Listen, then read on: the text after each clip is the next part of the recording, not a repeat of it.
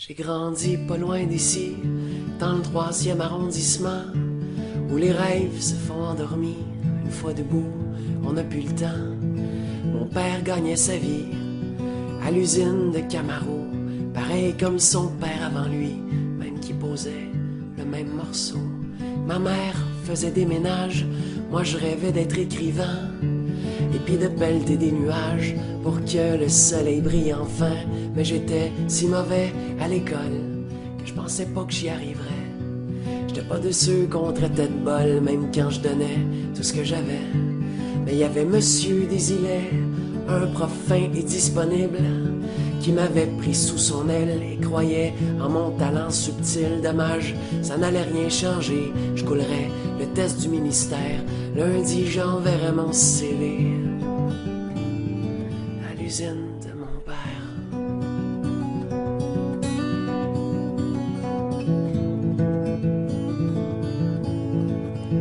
Mais la veille de l'examen final, le bon Monsieur Desilets m'a tendu un crayon banal roulé dans un velours épais. Et puis, tout en fixant ma main, il a dit: ce crayon-là, il est magique, prends-le demain pour l'examen. Et c'est les réponses et les répliques. Je suis pas du genre à croire tout ce qu'on me dit, mais mon prof inspirait confiance.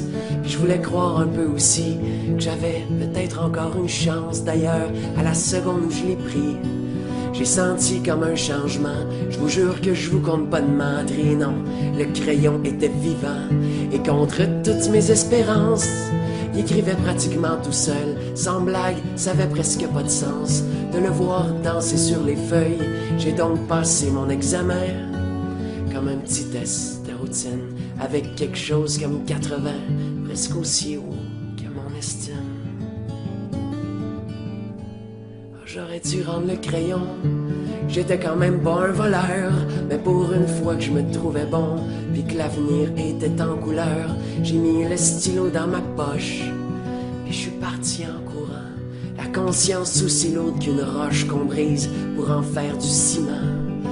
Et au fil des années, je suis devenu l'auteur que j'espérais.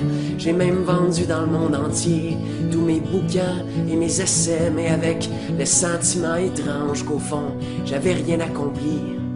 Le crayon vainquait les pages blanches, moi, je n'étais que son outil. Je me suis mis à boire plus qu'il ne faut pour oublier que je n'étais rien, que je roulais dans une Camaro sur laquelle mon père s'usait les mains. En plus, j'avais toujours peur qu'on me vole mon précieux crayon, ou que me dénonce mon professeur. Le sang serait vraiment fini pour de bon.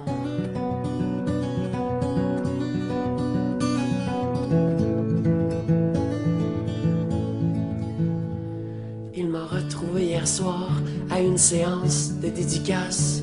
Tout autour de ses yeux noirs, le temps avait laissé sa trace. Je lui devais mon succès et des excuses comme de raison. J'ai dit: Monsieur Desilets, vous venez chercher votre crayon. Il m'a souri tristement en disant: t'as toujours pas compris, il est dans ta tête ton grand talent. Le stylo venait de chez Uniprix. Laisse-moi te regarder maintenant, je suis si fier de toi. Y a pas un seul de tes romans que j'ai pas lu au moins 3 fois. Moi je me suis levé d'un coup, j'en croyais juste pas mes oreilles. J'ai pris mon vieux prof par le cou, la vérité me donnait des ailes, tellement qu'en arrivant chez moi, j'ai jeté le stylo par la fenêtre. La lumière brillait sur les toits et les mots dansaient dans ma tête. J'ai pas fermé l'œil de la nuit, non, j'ai écrit sans m'arrêter le nombre de feuilles que j'ai noircies. Je pourrais même pas les compter. Ça raconte l'histoire d'un petit gars qui a tellement pas confiance en lui, qui trouve plus facile de croire qu'un crayon peut faire de la magie.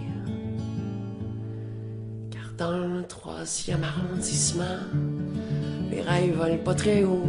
On les laisse traîner sur un banc devant l'usine de Camaro. Et comme on entend la machinerie crier jusque dans le cours d'école, on comprend vite dès qu'on est petit qu'il y a juste des oiseaux